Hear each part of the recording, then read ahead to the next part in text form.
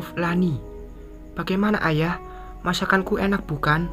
Tanyaku saat kami menikmati makan bersama. Sangat enak, jawab ayah. Namun tiba-tiba ayah menghentikan suapannya. Dia menangis lagi. Ayah kenapa? Tanyaku. Maaf Lani, ayah mengingat Luna lagi.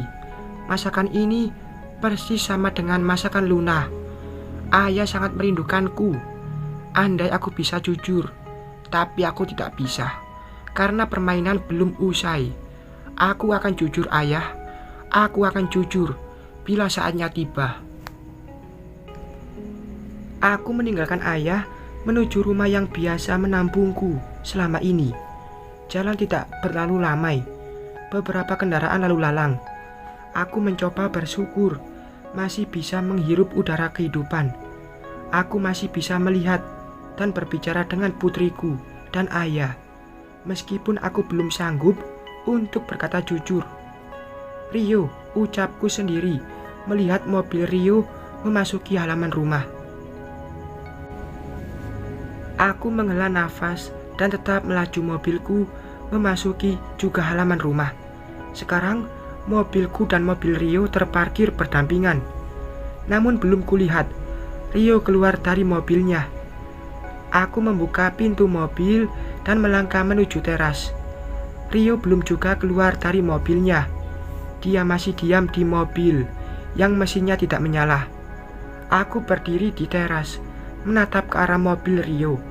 Aku menunggu dia keluar. Saat pintu mobilnya dibuka, yang keluar bukan Rio, tapi Donna. Wajahnya tidak bersahabat, sambil melangkah mendekatiku. Apa maumu? Tanya Donna menatap tajam kepadaku. Dia berdiri berkacak pinggang, seperti ingin melawan musuh. Seperti inikah caramu bertamu ke rumah orang, Tante Donna? Aku sangat tenang menyambut Donna. Mana tantemu? Aku ingin minta sertifikat rumahku. Donna sangat marah. Aku tersenyum sinis. Apakah kamu sudah punya uang membayar hutangmu?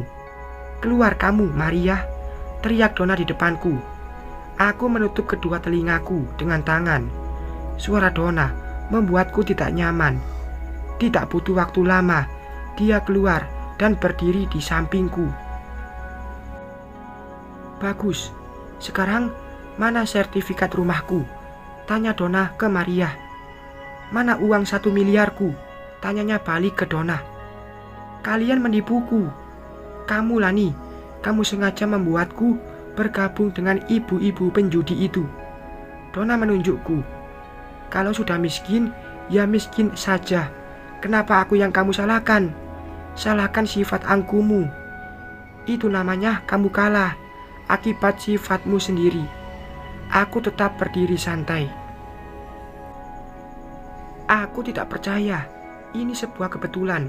Kamu pasti merencanakan ini untukku.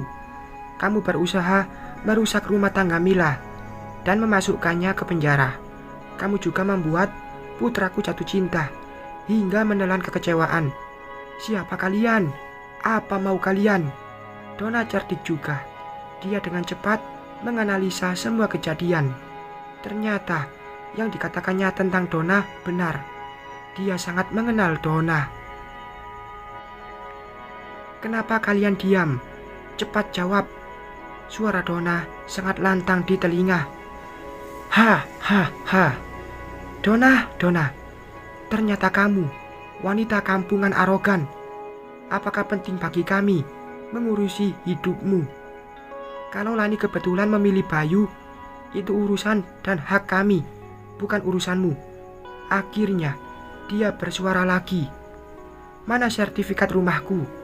Suara Donna sudah mulai datar. Bayar dulu hutangmu. Ingat, jika dalam waktu 6 bulan kamu tidak membayarnya, rumah itu milikku. Silahkan angkat kaki dari sana. Tidak, itu rumahku. Rumah itu putraku yang membelinya dari hasil usahanya. Kalian tidak berhak mengambilnya dariku. Suara Donna kembali lantang. Kamu Lani, bukankah kamu sudah janji mau menikah dengan Rio? Sekarang kamu mengkhianati kesetiaan putraku, ucap Donna menatapku. Kamu kira aku mau menjadi menantumu? Lihat kamu, seorang wanita yang sebentar lagi akan menggembel. Aku tidak bodoh mau menikah dengan putramu yang kamu manfaatkan membayar hutangmu atau sumber keuanganmu. Sekarang pergi dari sini. Aku menunjuk keluar pagar mengusir Donna. Dasar wanita brengsek. Donna mencoba mendekatiku, ingin berbuat kasar. Jauhi keponakanku. Dia menghalangi Donna. Sebelum tangan Donna menyentuhku, Donna kalah tenaga dan tersungkur ke tanah depan teras. Pantas Donna kalah tenaga. Yang dihadapinya bukan wanita tulen. Nafas Donna besar dalam masih posisi terjatuh di tanah. Dia menatap kami. Kami tersenyum jahat membalas tatapan Donna. Akan ku balas kalian, ancam Donna sambil berusaha berdiri. Aku tunggu balasan darimu, Donna, jawabku. Sangat meyakinkan. Donna menuju mobilnya dengan wajah amarah. Dia pergi. Aku dan orang yang menolongku saling bertatapan sesaat sambil tersenyum kemenangan di antara kami. Sebentar lagi Donna akan terusir dari rumah itu. Hanya menunggu waktu. Bob Rio, pagi ini aku keluar rumah menuju ke rumah keberadaan ayah. Rasanya aku tidak tenang. Apa yang terjadi dengan ayah? Kenapa Lani bisa merawat ayah di rumah itu? Kenapa bukan Luna seperti yang dikatakan pembantuku? Setelah sampai di depan rumah itu, aku tidak melihat keberadaan mobil Lani. Ini sangat bagus agar aku bisa berbicara leluasa dengan ayah. Aku memarkir mobilku agak jauh dari depan rumah itu, agar jika ada yang datang, tampak dari luar, tak tahu keberadaanku di dalam. Aku keluar dari mobil menuju pintu rumah itu. Tok, tok, tok, tok. Aku mengetok pintu. Tidak lama kemudian, pintu dibukakan. Ayah. Rio. Ayah terkejut melihatku. Apa kabar ayah? Aku menyalami, mencium punggung tangan ayah. Masuklah Rio, ajak ayah. Aku masuk ke rumah itu. Rumah yang sangat nyaman, meskipun rumah kecil. Aku duduk di sofa kecil yang menghiasi ruang tamunya.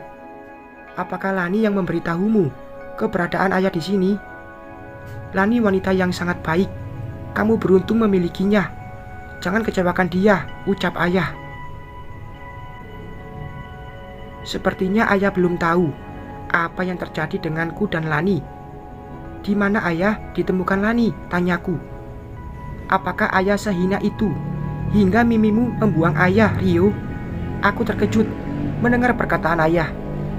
Mimi membuang ayah? Astaga, ternyata pembantuku berbohong. Ini pasti suruhan Mimi.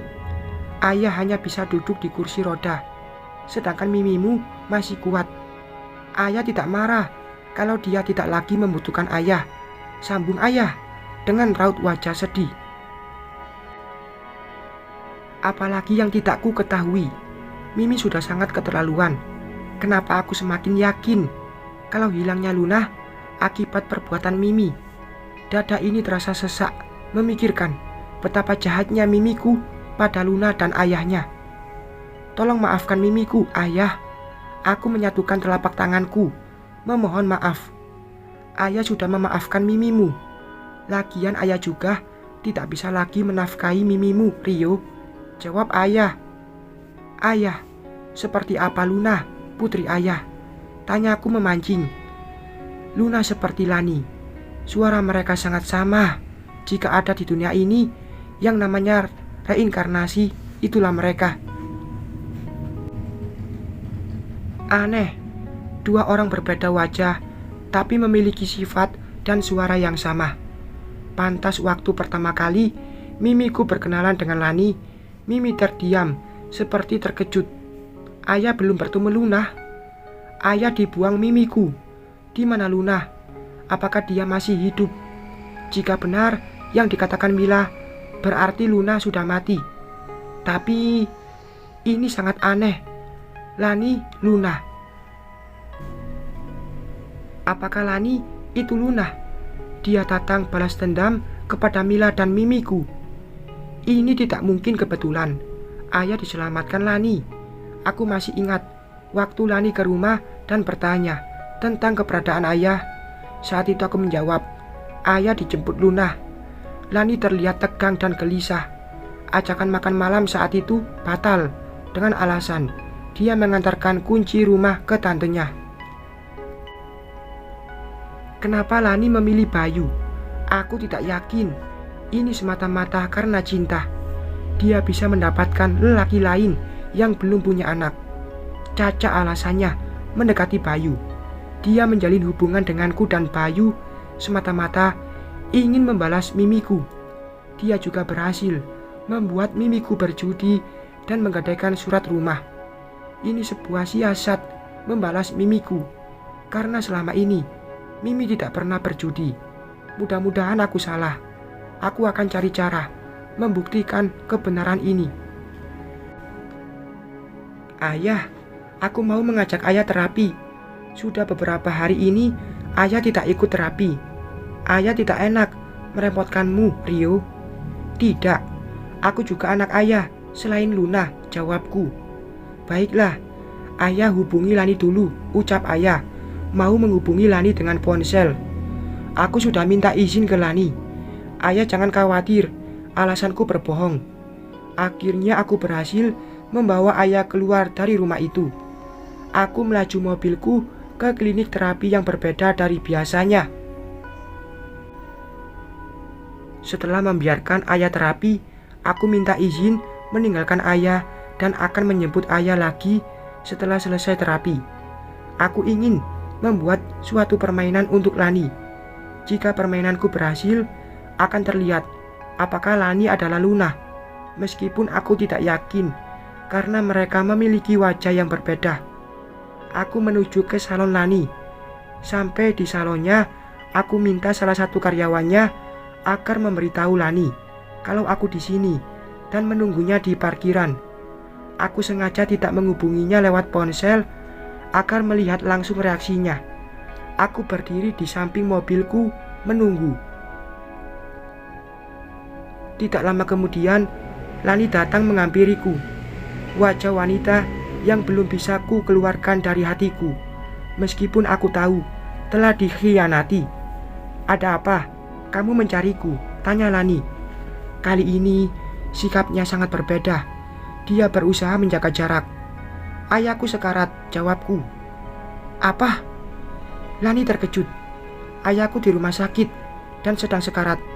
Aku mengulangi perkataanku sambil memasang wajah sedih. Jangan bohong kamu, ucap Lani santai. Mungkin dia mengira ayah masih di rumah. Aku tadi lewat di perumahan dekat sini. Aku lupa namanya karena perumahan baru. Kulihat di depan rumah itu ada kecelakaan dan ternyata ayah. Aku seperti tidak sanggup berkata. Tidak mungkin ayah kecelakaan, jawab Lani. Matanya mulai berembun. Lani langsung mencoba menghubungi ayah dengan ponselnya. Ponsel ayah berdering, tapi berasal dari ponsel dalam sakuku. Aku mengeluarkan ponsel ayah dan melihat layarnya. Kamu menghubungi ayah, tanyaku. Aku yakin Lani percaya padaku karena ponsel ayah di tanganku. Jadi benar, ayah sedang sekarat. Bawa aku ke ayah. Air mata Lani membasahi pipinya.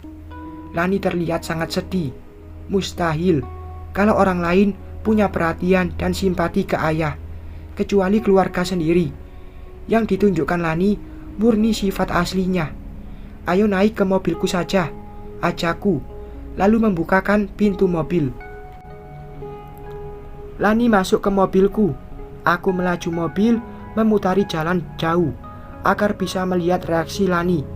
Padahal ayah juga butuh. Golongan kami berbeda. Stok di rumah sakit sedang habis. Aku bingung harus bagaimana, ucapku sambil menyetir. Ambil, aku yakin. Golongan sama dengan ayah, kata Lani spontan sambil menangis. Astaga, apakah wanita di sampingku adalah Luna? Bersambung.